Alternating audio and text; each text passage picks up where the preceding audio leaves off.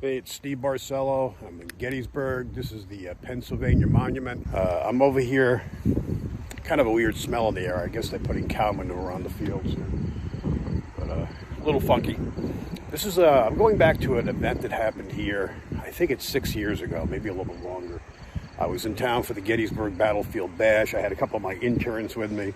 And we did a ghost tour after doing the festival that day. And we came up here to do some ghost hunting. It was getting to be dusk. I was afraid of getting thrown out. And this is where we drove in, came here, and this is where I parked.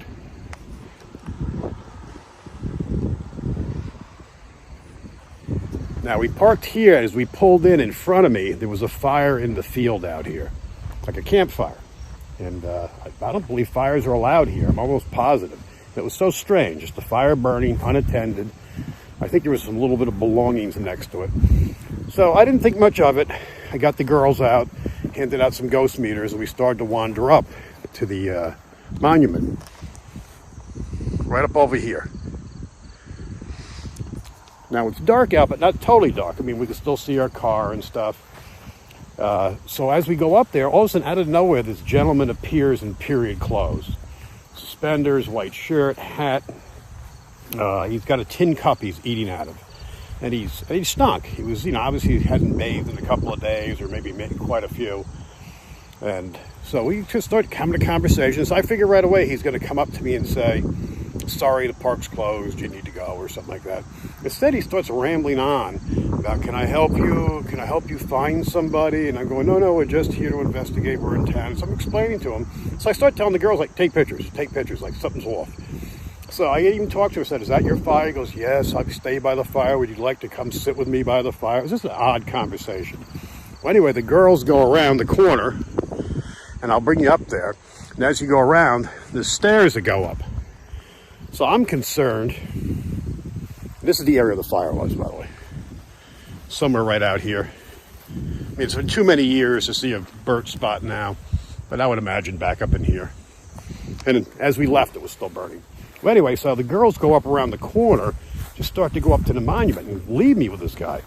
So I'm going, excuse me. Girls, stay with me. I don't need to explain to your mom how I lost their daughters, And so I turn around, and the guy is gone. I mean, you can see there's no place to hide here. It's basically a big open field.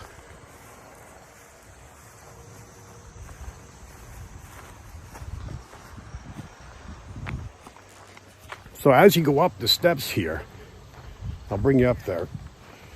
You're elevated. There's multiple floors, so I can see everywhere. So I explained to the girls, that guy just disappeared. So then we debated whether he was spirit or real. And one of the girls felt that it was definitely a ghost. The other one said, "Oh no, it couldn't be." But this is where we stood.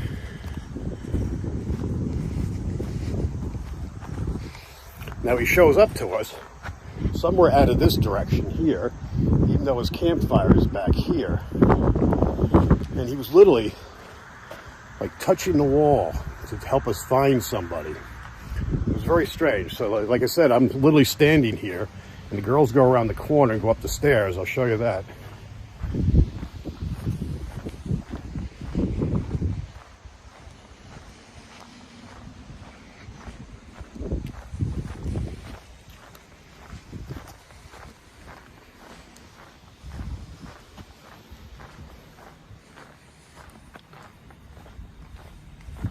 So these are the stairs they went up right here.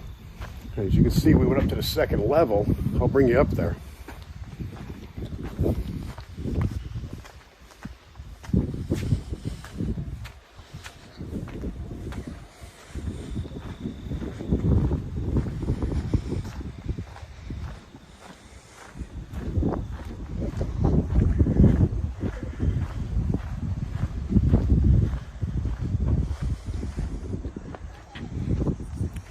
You can see from this vantage point, there's no way anyone's hiding from us. The fire would have been out there in front of my vehicle. I could see my vehicle. It was dark, but not so dark that we couldn't see anybody. Couldn't see anyone out here.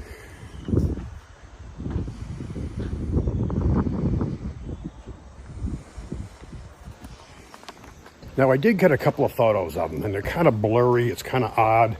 I'll post them along as I tell the story here. But to this day, I still don't know what it was. So we wrapped it up, got out. When we pulled out, I used my headlights to pan the area and look to see if I could see anyone out there. You know, like, he's not near the fire. Where'd this guy go? He just vanished. So next day I went back to the festival, and across from me was one of the guys who runs ghost tours here for years. He was a park ranger. And so I showed him. I said, you've been here forever. Do you know this person?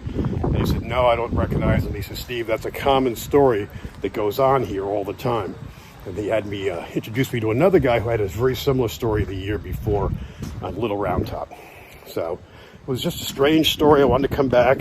I'm going to try to come back tonight, do a little bit of investigating with some paranormal gear, see if lightning will strike twice, and we can get something to actually happen. It was just one of those weird things. It's been years since I've got a chance to come back to Gettysburg. I just wanted to get back here and say, that's weird, huh?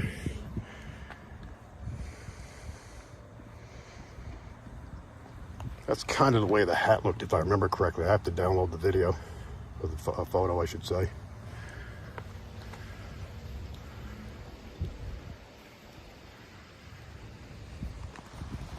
Anyway, I just wanted to come back, relive this story. I've got a dozen other things to do today, videos to run. I'm going to make this just part one, talking about it, and follow along. Some crazy stuff going on. Thanks for watching. Don't forget to like, subscribe, and share. Talk to you soon.